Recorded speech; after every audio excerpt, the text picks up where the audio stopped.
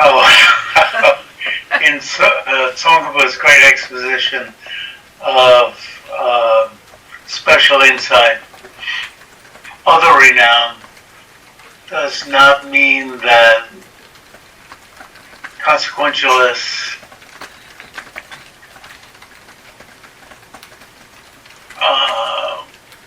might accept the subject, the predicate, and the reason. Doesn't mean that they refuse the subject, the predicate, and the reason. And often they do accept the subject, predicate, and reason. And for those of you who might want to read this, I have now finished, a few weeks ago, finished all of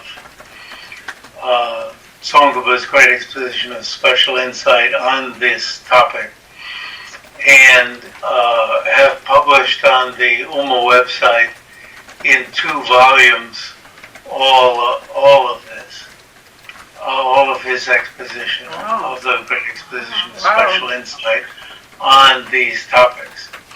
And it's in 2 volumes, 2 books. And I suggest, if you want to look at this topic, this specific topic, which is so shocking, his views are so shocking, I suggest that you look at the 2nd volume. You may feel plummeted into the middle of the topic, and you may find it a bit disorienting, but just keep reading. The 1st volume is the words that came to mind is long and perhaps tiresome. The 2nd volume hits just what you want to find out. It gets down to brass tacks. What's the name of the book? Excuse me? What's the name of the book? What's it published? I mean, what do we look for on the UMA website? There's so many things. Yes, that itself is tiring, isn't it? Finalizing the meaning of autonomist and consequentialist? Yes, you're on it. Good job. Say it again. And the 2nd one. Finalizing the meaning of autonomist and consequentialist. Yes, there are only 2 volumes. You got there faster than I did. They both have the same title? It's the same book. Oh, I mean, the link is the same? Oh, those are the 2 volumes, and it's the 2nd one. It's under publications. Or books. Just download it, Books. and you've got it. Use it on the website. Books. Under books. It's free to download and then recent publication. Cool. And Tsong-kha-pa is very sensitive to the issues that are coming to your mind. You know, in my own terms, how the hell can you say that? Which caused me to remember to turn on the camcorder.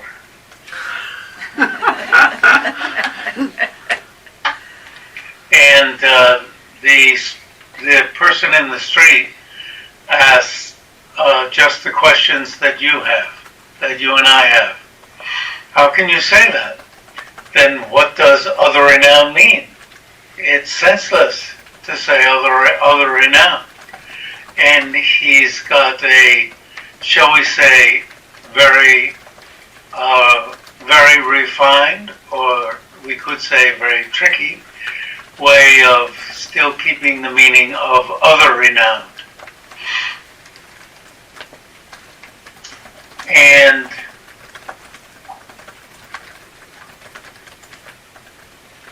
you know, you could say, and you could put it another way and say, well,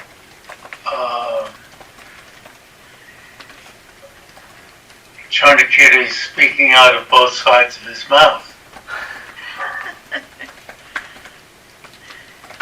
Out of both spheres, what is it called? Both sides of his brain, both sides of his mind. And after a while, I began thinking, he really is. Tsong-kha-pa really is. And it's not just Tsong-kha-pa's footwork or that Tsong-kha-pa has some prior agenda. It's easy to think that. Or as Daksan Lotsawa Sherab Rinchen says, Tsong-kha-pa is blending the autonomy school views and the consequentialist views. Tsong-kha-pa really is saying, he's got some background views from, one might say, the culture that he's working in that are taken for granted. And then when he makes these dramatic statements, like we have no views, or we're only refuting others' views, this is within a certain context. And Tsong-kha-pa himself, when he quotes Aryadeva, I remember Betsy saying she was there when we went through all of this material, all of it, literally. She'd say, well, I don't quite believe that. But I have become increasingly convinced, on at least most of it, that Tsong-kha-pa is ferreting out the background or the implicit, given that we're reading Gyal-tshab on explicit and implicit today. It's a little bit dangerous to be, well, maybe not dangerous, Tsong-kha-pa's implicit views that he's carrying into this discussion. So it's very potent stuff. And I have found it very hard to keep in mind exactly what Tsong-kha-pa is saying. It's so refined or tricky. I've never taught it. If I had to teach it, I think I'd be able to keep it all in mind.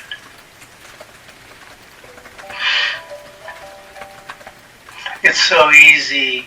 It's easy to keep in mind the gross wrong view of what Tsong-kha-pa is saying.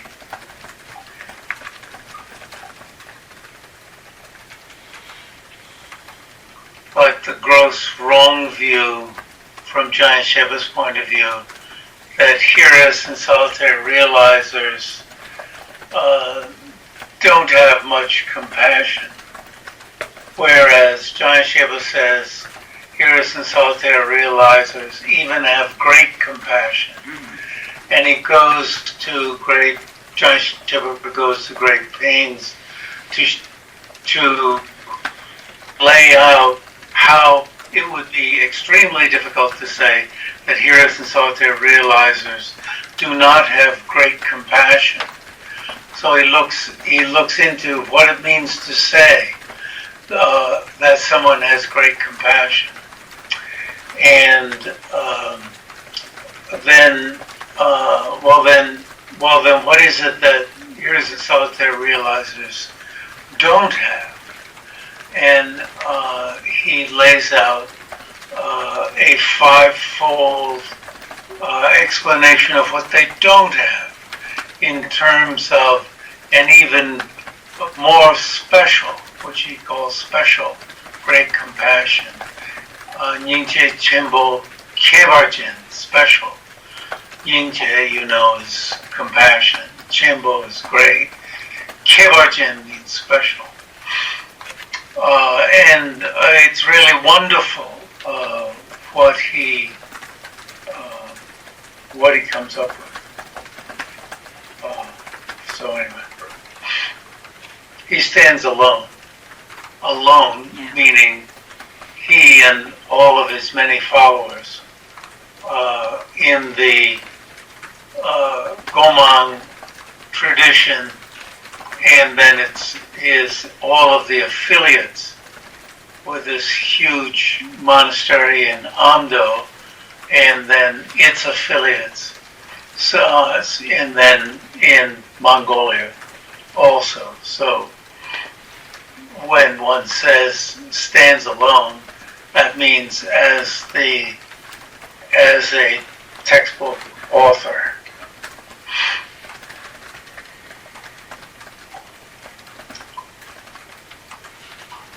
And so then it then has reverberations throughout all of the Gelugpa order, in that even if the others are not going to call the type of compassion that Hirisen Saltire realizers have, then it's undeniable these qualities of the compassion that Hirisen Saltire realizers have. Those qualities are undeniable, even if the name Great Compassion is not given to it. But Gyal-tshab was able to draw on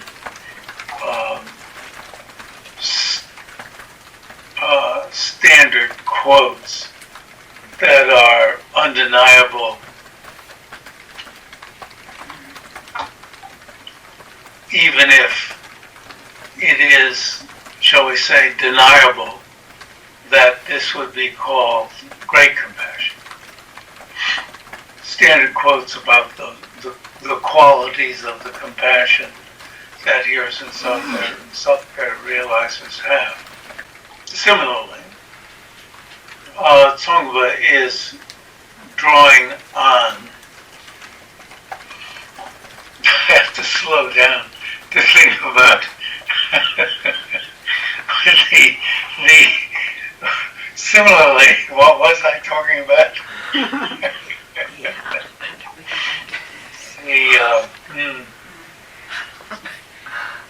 Chandrakirti's, what kind of syllogisms even Nagarjuna is using, you see. All you have to do is show that Nagarjuna is using syllogisms. That Chandrakirti says, well, if you want a syllogism, here is the 5-membered syllogism that Buddhapalita is putting forward, Buddhapalita. And then Aryadeva, here is a syllogism that Aryadeva is putting forward. So Aryadeva talks about, talks in the terms of a syllogism, how an I consciousness does not see, how an I consciousness does not see other things because it does not see itself. So that which does not see itself does not see others.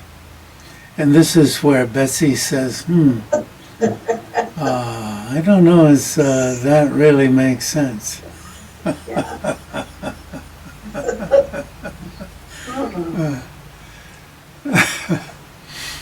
All right, so I didn't leave a marker for myself as to where we left off, but I believe we left off at chapter 8. Issue 30. Issue 30. When we first went over this in the short version, we talked about the fact that there are 3 types of object possessors, right? Yes. Yes. You see, I'm as much asking you as I'm asking myself, because I am having to refresh myself. Sounds, or which are terms, awarenesses, and persons. And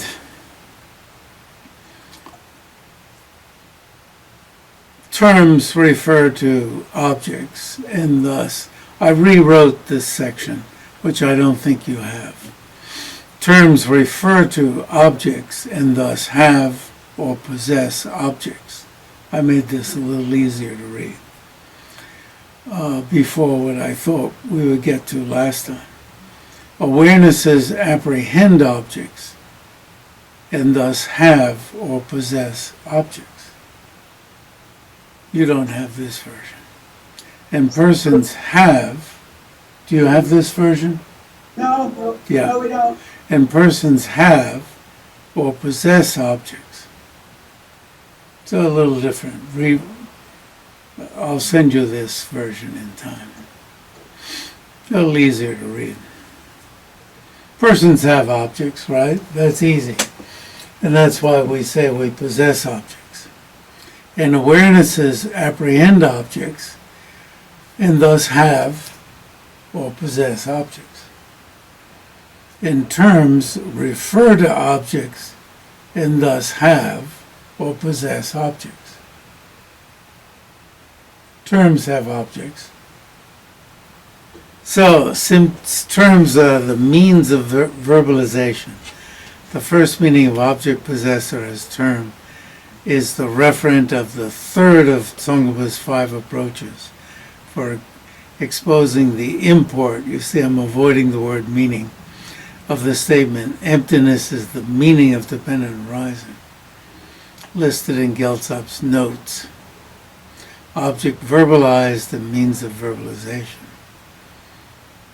Hence, it is not considered here in the second approach. Oh. Okay, that's pretty good. Hopkins did a good job. So awarenesses are the one, subject and object, object and subject. So the third one, persons, is silly. So it could not even vaguely be taken to be relevant here. So it's not even mentioned out of these three meanings of object possessor. Therefore, the one that Tsong-kha-pa is talking about here is awareness or consciousness, and thus object and subject consciousness. Right? Awareness. Looked at this way, the import of the statement, emptiness is the meaning of dependent arising, is that emptiness is the object and dependent arising is the subject. And as we said a few weeks ago when we, see I'm getting tuned in, and emptiness is the subject, that's the awareness realizing emptiness. So now we jump to what Tsong-kha-pa himself wrote about this. When he boiled down his own lecture notes, right? The great commentary on Nagarjuna's fundamental treatise in the middle called Wisdom. That's Tsong-kha-pa's own lecture notes, right? He talked about this with his student. There's Gyal-tshab down there, sitting at his feet. Gyal-tshab went back to his room and took some notes. Tsong-kha-pa stayed in his room, and how many ever days later, took down his own notes in the form of this great commentary, in that section of the great commentary.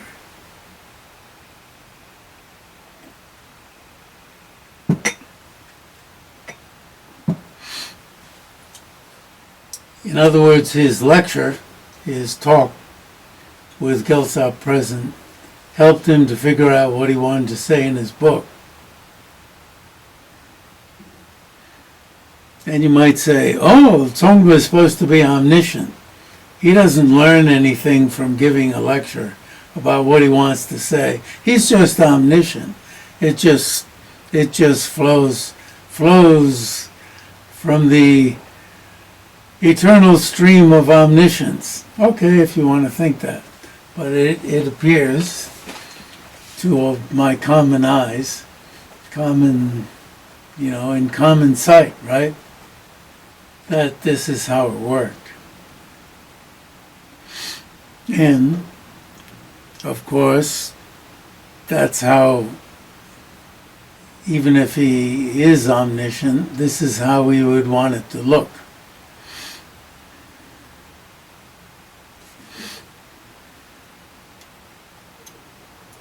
Tsong was not even mentioned this.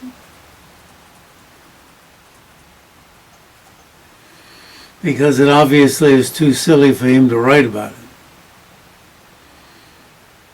Then I changed although to even if he asked his student, Gyal-tshab, to consider it. And so Gyal-tshab's very helpful to us that way. We're getting a more thorough take on it by being able to look over or to sit in Gyal-tshab's lap. Like a, 6-year-old child. I changed, however, to still. Let me speculate so as to bring to the fore why Tsong-kha-pa neglected it in his own book. One damage is that although any awareness is necessarily a dependent arising, somebody could say, well, my consciousness is a dependent arising, and that dependent arising is looking at emptiness. It cannot be said that dependent arising is in general, or any dependent arising, like my table, is in awareness, right? Right. Not any dependent arising is, right, is in awareness, a consciousness, or dependent arising itself, like the subject dependent arising is in awareness. You'd say, why? That's how you say no. You say, why? Make the person give you a reason. It cannot be said that dependent arising in general, or just plain, just plain dependent arising. It cannot be said that dependent arising, just plain dependent arising, is an awareness. Or that all dependent arisings are awarenesses. I'm trying to say that just plain dependent arising in English, just plain dependent arising would be a good way to say it. Are awarenesses, since mountains and fences are also dependent arisings. Also, emptiness itself also, dumbass,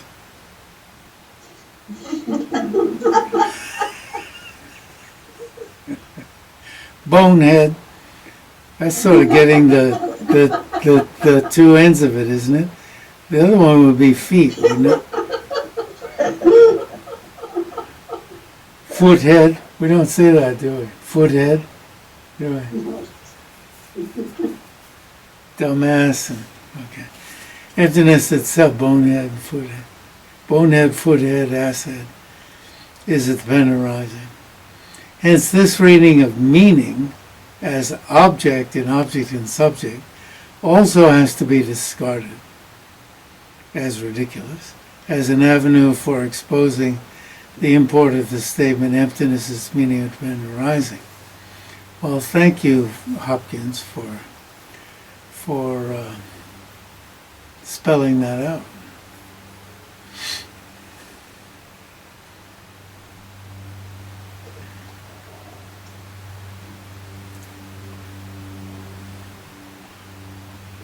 So, a frequent usage of both meaning in Tibetan and turn in Tibetan is found in meaning of a term. Here called object verbalized, that is, the object expressed by a term. Okay. Looked at this way, the imported statement, emptiness meaning of dependent arising, would be that emptiness is the object verbalized, and dependent of arising is the means of verbalization. the term expressing emptiness. Now this is pretty cool. That as soon as somebody said dependent arising, you'd think emptiness. And that's what we want. If somebody said, or you yourself said, dependent arising, Denjong, Praticca Samutpada, you said it, thought it, somebody else said it. If you could read read their minds, you read somebody's mind, and they thought dependent arising, and you thought emptiness. Somebody said, right? Kangi Denjing Jawa, no, sorry. Dongbanyi, sorry. Kangi Denjing Jawa Jung. And you thought Dongbanyi. Wow! And the meaning of Dongban, Dongbanyi. That's what we want. You see? That's what we want. We're rejecting this. Tsong-kha-pa wants Gyal-tshab to reject this. But that's what we want. You see? If we're idiots, we would think this is rejected entirely. Actually, we should think this is what we want. So in what sense don't we want it? This is what we really want. As soon as my 5th grade teacher started talking about causation, in a sense, dependent arising, and I was so thrilled. And I don't think I began thinking about dependent arising, but indeed, when I was sitting in my living room and when I thought about a carpenter making the door that I was looking at, I was drawn into thinking, well, then it doesn't exist the way it appears. That's exactly what I want in the next lifetime. Again, or when I look at it today.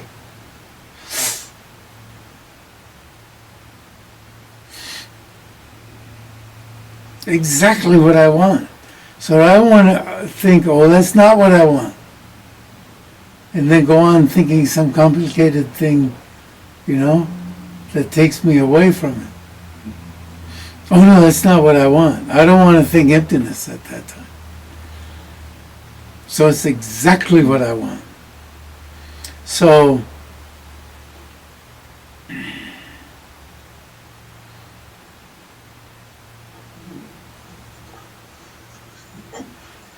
you want to trigger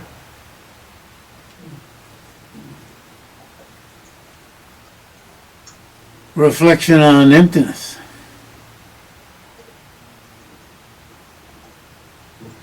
So all that's meant is, if you understand arising and dependent, the simplest meaning of arising, of dependent arising and dependence on cause and conditions, that's not sufficient for when you say the meaning of emptiness is the meaning of dependent arising is the meaning of emptiness. That doesn't fulfill that meaning. Just to understand that, somebody had to make this cup.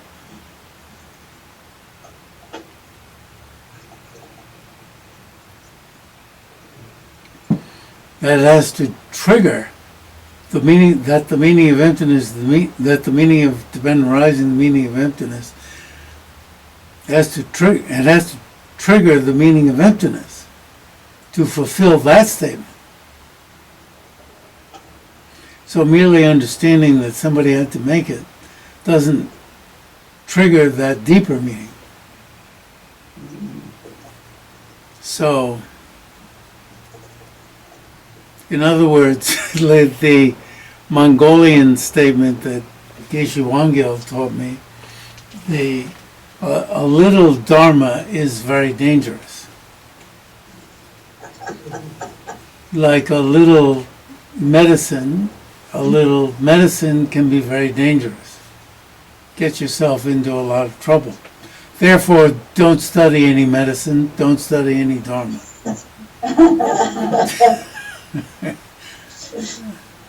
We're such dumbasses that we'll get into a lot of trouble. Can I ask something? Please. Here it says, however, this suffers the same damage, that the very awareness ascertaining that effects arise in dependence upon causes and conditions would absurdly also ascertain the meaning of emptiness. But didn't we have a couple of classes ago, there was an explanation that when it is talked about dependent arising, in the context of emptiness and so on, that it is actually referred to the subtle mode, the subtlest type of dependent arising. No, it's all Not about the three. causes and conditions, but about imputations. It's not just that. It's all three. All three types. All three levels. It doesn't have to be the third. And hold But me. the first two are insufficient. The first, I will say the first two are not insufficient. Are not insufficient. Yeah, are sufficient if your understanding is deep enough. Okay. But hold me to that and prove me wrong. So you mean if a very sharp person would think about arising Yeah, independence upon causes and conditions, he could reach understanding of emptiness. yeah. Okay. Very sharp person, understand impermanence. You'll understand emptiness. But understand it. It's not just any sharp person, but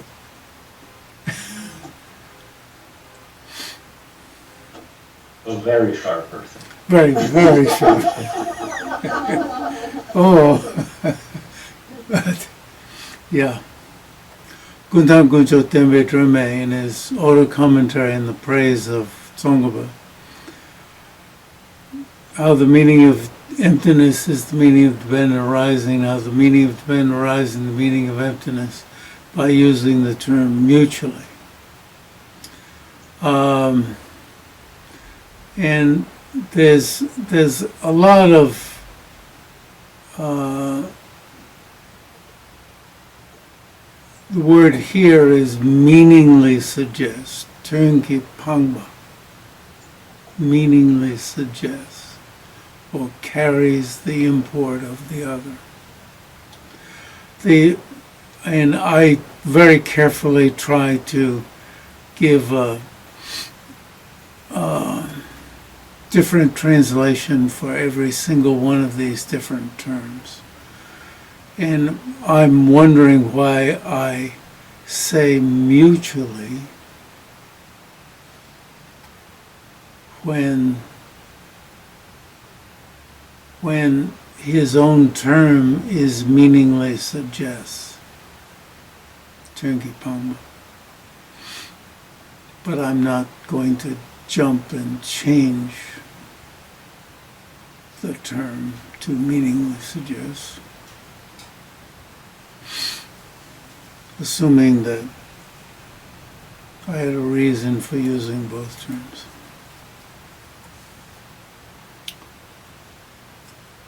Then in 32,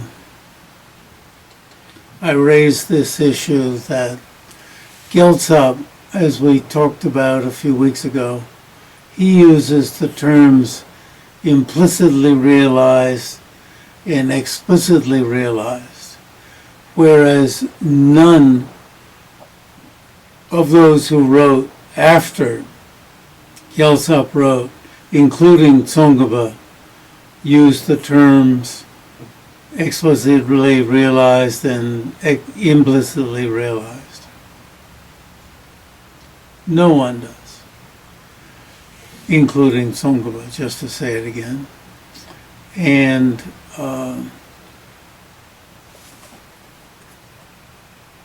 Gyal-tshab, it's worth reading this Gyal-tshab over again and to read it over and over, because he has a 3-step realization which everyone more or less repeats, but without using these terms. I mean, he says Ngursu Ngeba, Shukla Ngeba, Ngursu Ngeba. So he says first you explicitly ascertain dependent.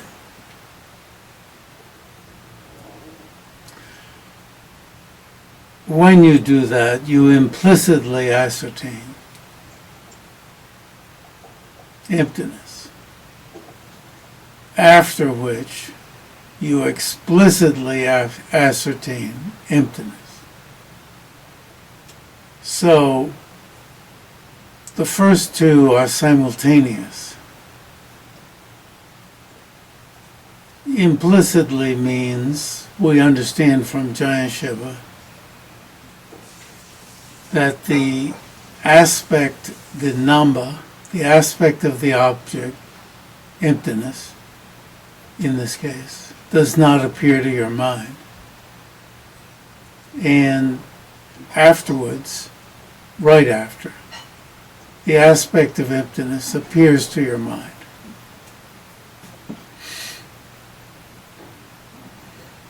And last time,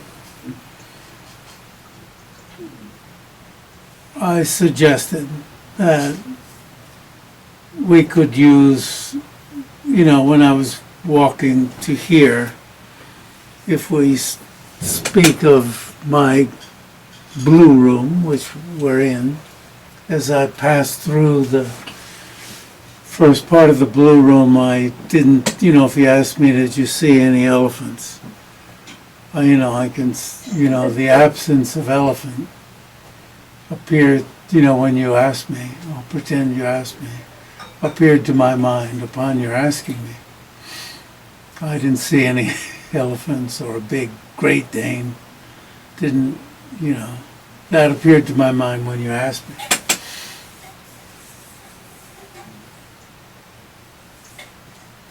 Or if my neighbor said, did my Great Dane appear to your mind? And I would say, you're not allowed to have a Great Dane here, in this building.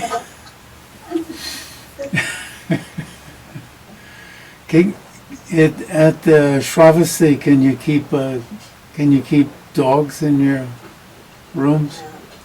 You see? We don't have dogs at the Abbey. Oh, yeah. Cats, to keep down the mice. No. Oh, that's not the reason. You pretend. Fortunately, at Uma, the neighbor, I don't know if she's still there anymore, the cats would come and hang out outside of Uma, because the mice, I guess, would come out for water. And I would think, oh, what a relief.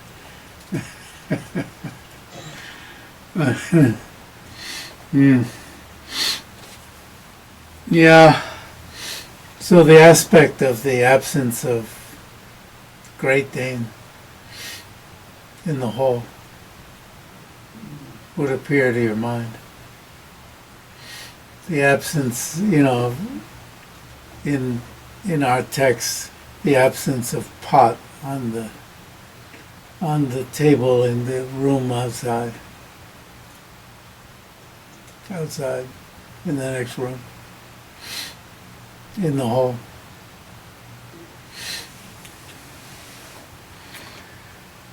Have to be a big pot, I guess.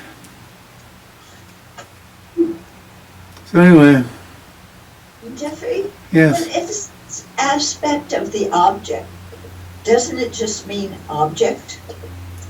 This word aspect is very confusing. Representation. Some people call it representation. I think is another word, dranam, as opposed to dranam. It still keeps, number is used in so many different ways.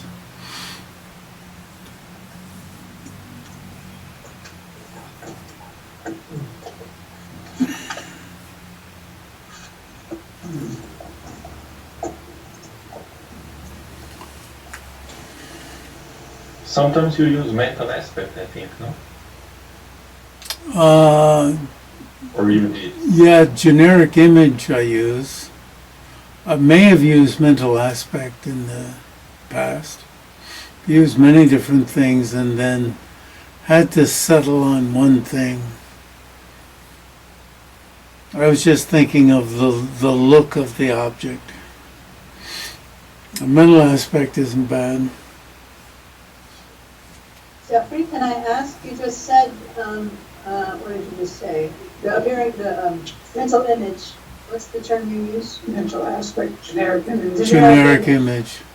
And aspect, are those equivalent? No. No, generic image is really Turnji.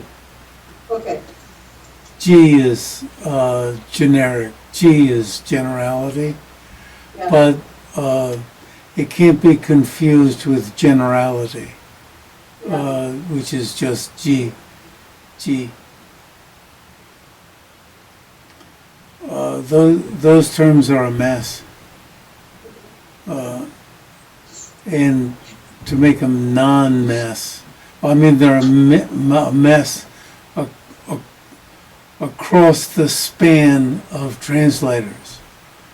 A lot of people want to turn Turnji into universal, which is completely wrong. Ji and Turnji are very different. But let's not get into that. Get into the mess, the mud, of how the various translators use those terms. That we don't have a common language, or anything that approaches a common language, that we don't have a common understanding. That's where the mess is.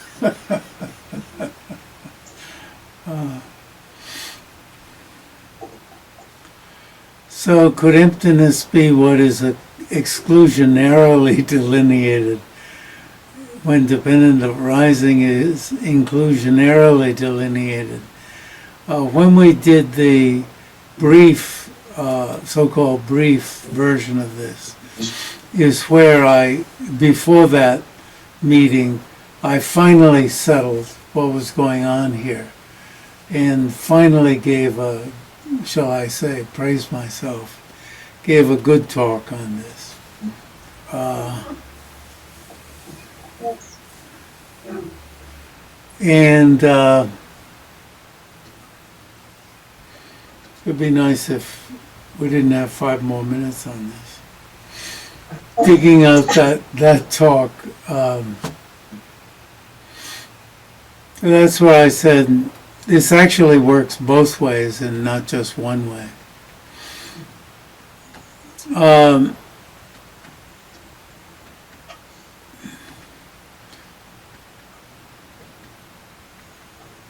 That's where I also need, 5 minutes of preparation time. Do you want to say President Lincoln was a jerk? And you see, that has some meaning. And if you couldn't figure out my meaning on that, you'd say, what do you want to say by that? And you see what I want to say, what's your meaning? Well, my meaning is that he was a smart guy. You see, there's some meaning to it.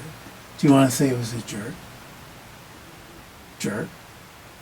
So, there's something said on the surface, and there's something underneath it. Was he was a smart guy. He wouldn't say that. You know, you said,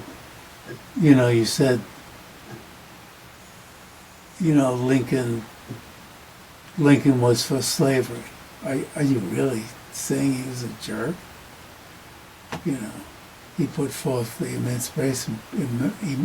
He was, eventually at least, a complete anti-slavery guy. So, what's your real meaning? So that's another sense of meaning.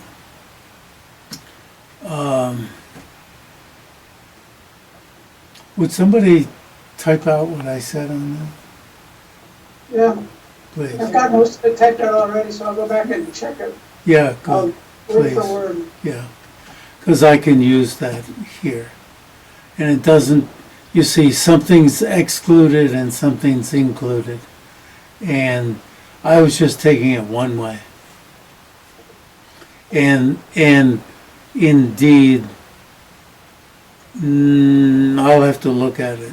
It may be that Tsong-kha-pa was just taking it one way, but really it goes both ways.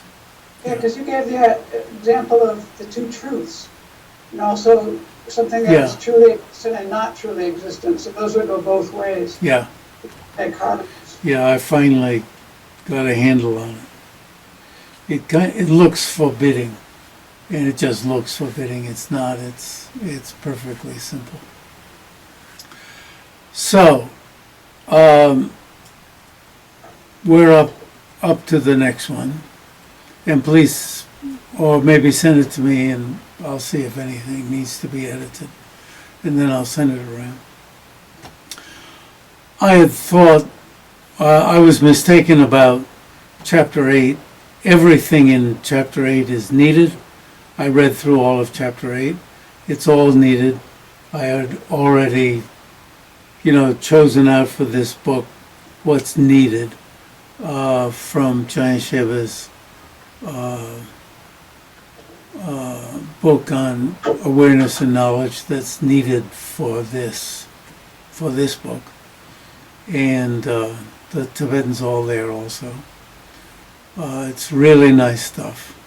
What does realization mean? It's various types of ascertainment. He says a lot of really nice stuff about ascertainment, and explicit and implicit. And you can really see, or it sets the stage for why what Gyal-tshab says can't be right. Even if maybe Tsong-kha-pa said that to him,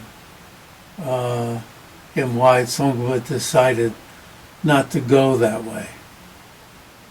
Tsong-kha-pa probably did say what Gyal-tshab wrote, but Tsong-kha-pa in the meantime decided, I'm not going to say that when I write it.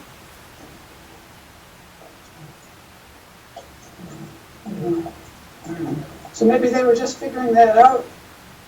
Could be, but at least Tsong-kha-pa didn't write it. Gyal-tshab did. But none of the others said implicit either, so it seems like they must have all kind of figured that out. Well, or they figured it out from what Tsong-kha-pa said, I you see, in the contrast between the two of them. And it's really very interesting that not only did no one bury what Gyal-tshab wrote, they left it. Not only did they leave it in Gyal-tshab's works, but since it's notes on what Tsong-kha-pa said, they also put the book in Tsong-kha-pa's collected works. So that set of notes appears in two places, in Gyal-tshab's works and in Tsong-kha-pa's works. Nobody, took a knife to it and got rid of it. It's beautiful. Or, put it in the fire. But also nobody mentioned it. As that I know. Is is this disputed only by Gyal-tshab or other? I didn't see anybody dispute it openly. They just didn't mention it. But the non-mention is very loud. I'm mentioning it. But probably teachers mention it, I guess. I don't remember on LinkedIn mentioning it. But there's a lot of things he said I didn't mention. That I don't remember. But a lot of what he said is deep inside here. Otherwise I couldn't even teach. I would have gone back and gotten drunk. Started drinking again. All right, good seeing you. We're on Yes.